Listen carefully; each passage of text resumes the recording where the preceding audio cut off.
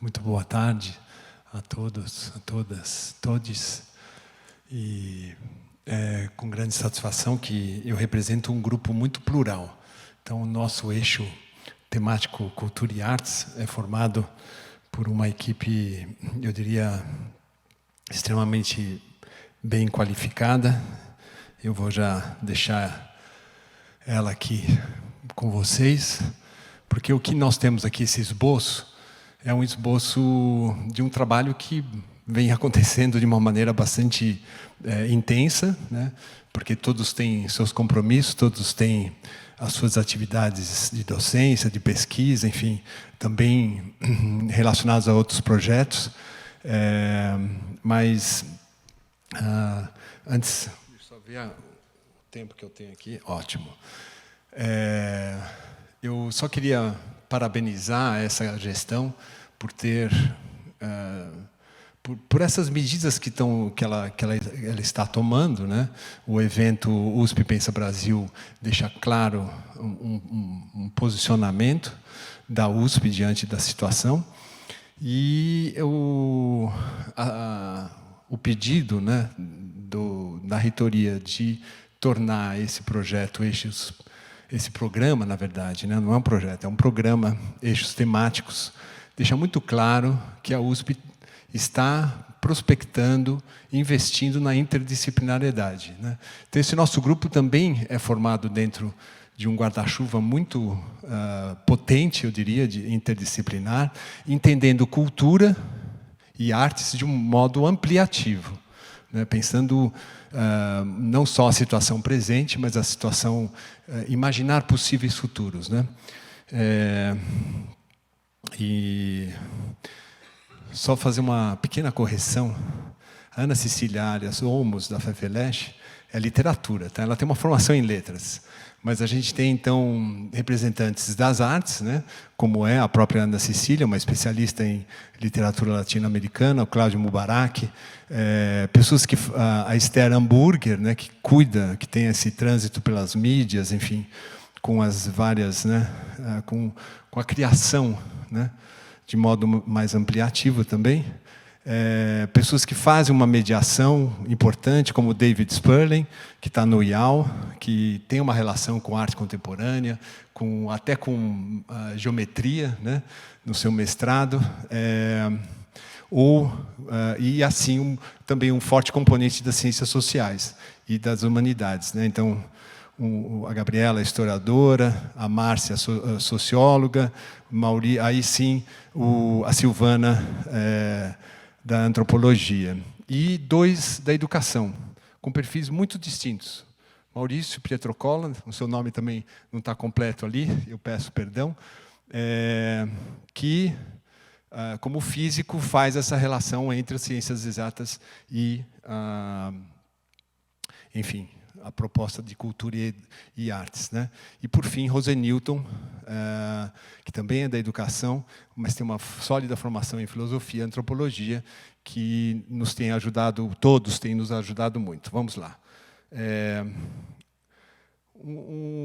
As nossas conversas, a gente entende, com as ODSs, se dão nessas 4. Tá? Eu não vou ler aqui, mas pelo menos é o item 4, 10, 11 e 16. E os nexos, que faz algo que Marcos e Bruno e Célia têm enfatizado, esses eixos de organização, nesse momento, foram eleitos esses 3: descentramento, interculturalidade e participação. Eu vou ler, porque eu acho que isso, como eu represento um coletivo, e isso é um texto coletivo que teve como base um texto original de base esse texto da Lúcia, que é a outra coordenadora. A leitura, eu acho que se faz necessária. A cultura e as artes têm papel fundamental na consolidação democrática do país e no enfrentamento de questões urgentes. As relações sociais precisam ser qualificadas, por meio do fomento a valores civilizatórios e democráticos, o que vem ao encontro do que já vimos aqui essa tarde. E o potencial emancipatório da cultura é elemento a ser estimulado. Formar, nutrir o imaginário. A gente não pode esquecer do imaginário. Nós estamos, então, a relação de educação, enfim, né, seja da democracia, ou os outros eixos, dialogam sempre com esse imaginário coletivo, né? Expandir os limites do possível, vislumbrar futuros possíveis, não apenas responder às urgências do presente, como com um horizonte já dado e limitado, mas operar com criatividade, labilidade, crítica e experimentação, predicados inerentes às artes e à cultura. Como propõe Rodrigo Nunes, recentemente, articular propostas ao mesmo tempo radicais e plausíveis, que se conectem à experiência vivida da maioria das pessoas.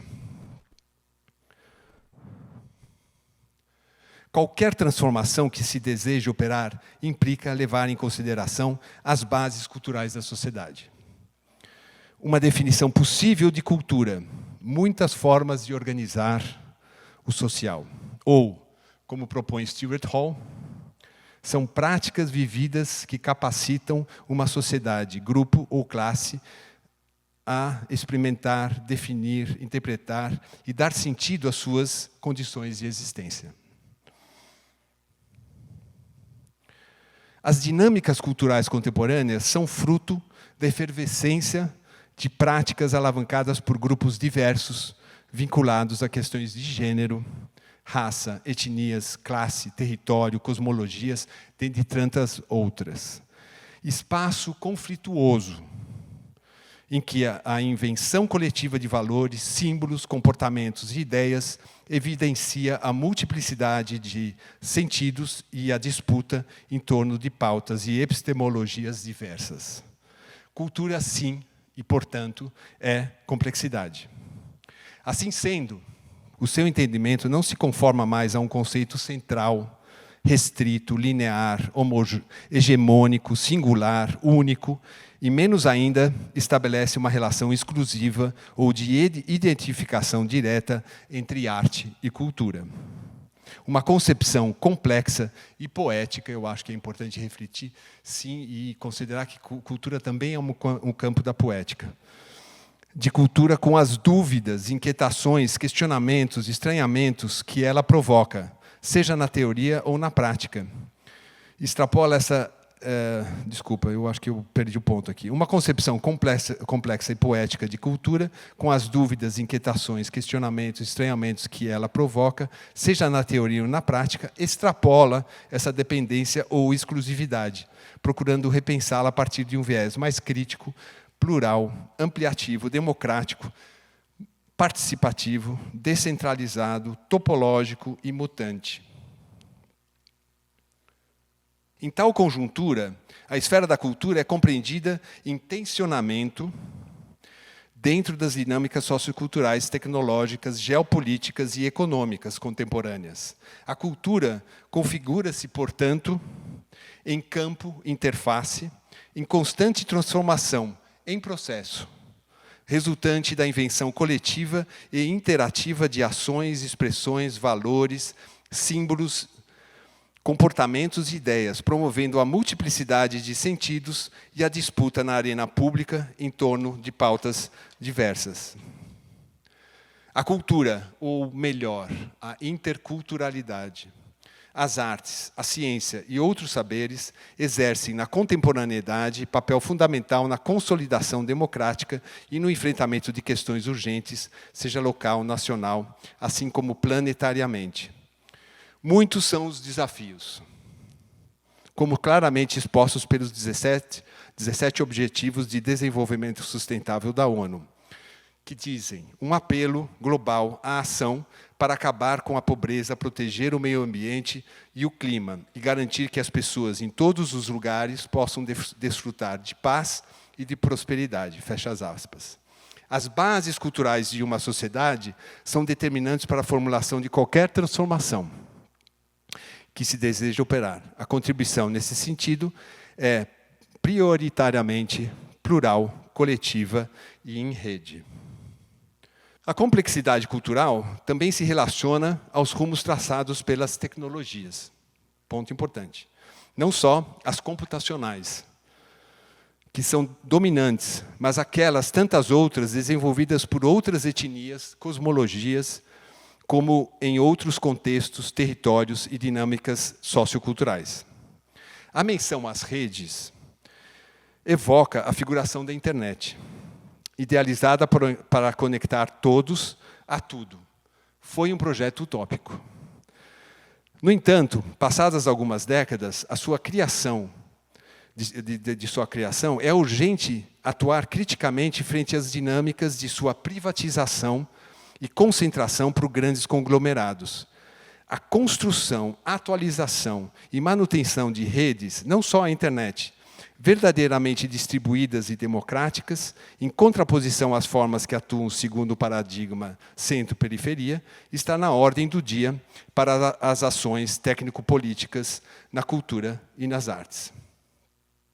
Frente à dominância das redes centralizadas, das estruturas, por exemplo, de governo e gestão e de apropriação do comum, do coletivo, é fundamental que sejam propostos novos paradigmas. Sua descentralização, incorporando a lógica das redes distribuídas, que germinam ramificações entre coexistências, é uma condição-chave nesse processo. Sensibilidade espaço-temporal e atuação simultaneamente sistêmica e situada são características dessas redes complexas que se podem imaginar como rizomas do comum, necessariamente interculturais e participativas. O adensamento do processo de democratização está interconectado à participação, mais um nexo. Cada vez maior e mais ativa na sociedade, na arena pública e na tomada de decisões. Não se trata de simples consulta ou de criação de conselhos consultivos, mas conselhos deliberativos, de efetiva tomada de decisões, de maneira sintética, fazer com e não fazer para. Atacar as estruturas de exclusão exige que os beneficiários das políticas públicas se tornem sujeitos. Isso é muito importante, e não simples objetos de ação pública. A cultura e as artes têm papel fundamental para que tal perspectiva se consolide. É preciso assumir, como ponto de partida, que a cultura é o flexível, de acordo com Certeau, e será sempre um campo de incertezas. Está em permanente construção pela prática coletiva de seus membros, configurando-se em esfera de conflito, performativa, interativa, que promove a experiência do diverso, a capacidade de afetar e ser afetado, o que se produz pela negociação e com as diferenças, a invenção de outros formatos de agenciamento produzidos pela expansão das vozes, dos desejos, outro fator importantíssimo, e das demandas. Uma questão central para a ação no campo da cultura é, portanto, a restauração e a ampliação das instâncias de participação e de incentivo aos processos coletivos, seja aqueles já extintos ou enfraquecidos, fortalecendo a sua institucionalidade. Igualmente importante é investir na estruturação de arquiteturas de encontro. É um termo bonito, né? Arquiteturas de encontro. A universidade é uma arquitetura de encontro, ou deveria ser, né? E de diálogo intercultural, que permitam aos diferentes sentidos que produzem sujeitos e grupos espaços de circulação e disputa na arena pública. A diversidade cultural, o fazer coletivo, a troca de saberes e a ampliação da esfera do ser são elementos orientadores da agenda a ser proposta, bem como o incentivo à formação de redes. Alguns indicativos para políticas, programas e ações, pensados de maneira integrada, estruturam o desenho, esse desenho inicial, esse esboço, que ora apresentamos, de maneira a abarcar a cultura em sua complexidade, tendo por base os nexos destacados, já adiantados no início, a saber, descentramento, interculturalidade e participação. Bom, como a gente tem pouco tempo, eu vou tentar ser muito breve aqui, mais 5 minutos.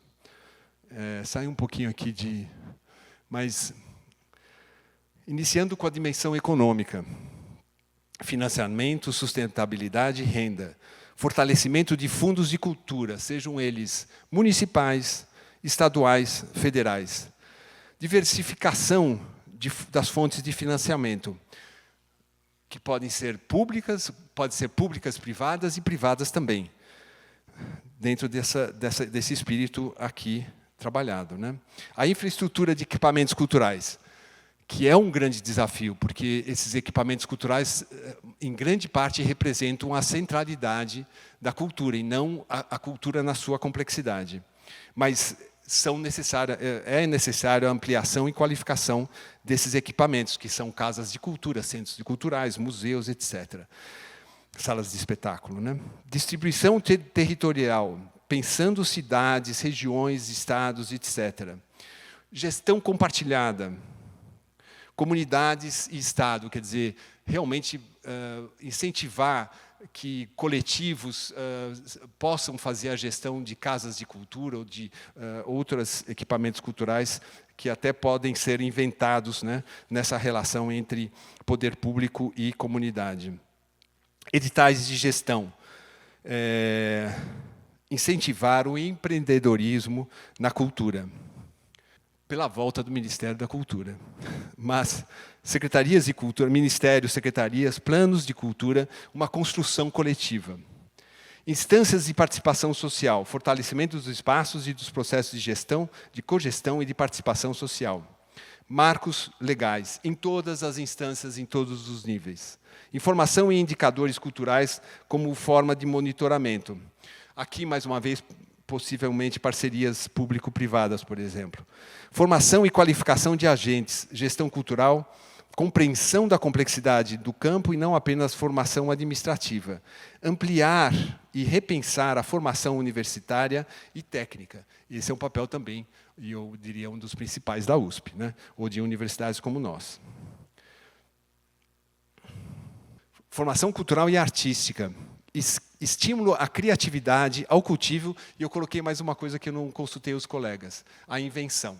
As artes e a cultura são diferentes, uma vez que, em grande parte, eu diria, isso vem muito das artes do século XX, a questão da invenção, né? A gente fala muito de inovação, mas eu acho que também a criatividade e o investimento, né, na poética pode levar à invenção.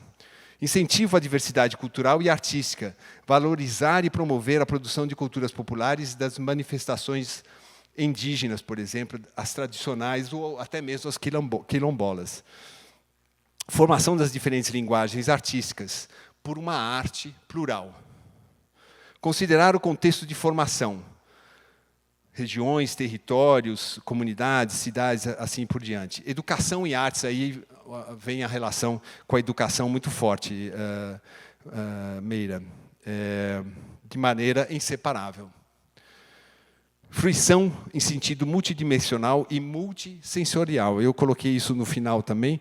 Não é só multidimensional, mas é multissensorial, né? Quando a gente olha outras cosmologias, a questão multissensorial é super importante, né? Patrimônio e memória, reconhecimento e salvaguarda, multiplicidade, campo e tensionamento, acervos e bens culturais, dispositivos, gestão compartilhada. Aqui também a gente não pode esquecer a tecnologia da informação e o que ela já gerou de patrimônio. Então, a USP, por exemplo, tem um patrimônio informacional que ela está perdendo diariamente, porque ela não pensa o legado da internet desde o seu início. Então, muita coisa que foi produzida por grupos de pesquisa, institucionalmente, se perde diariamente. Por fim, fomenta a cultura e sua diversidade.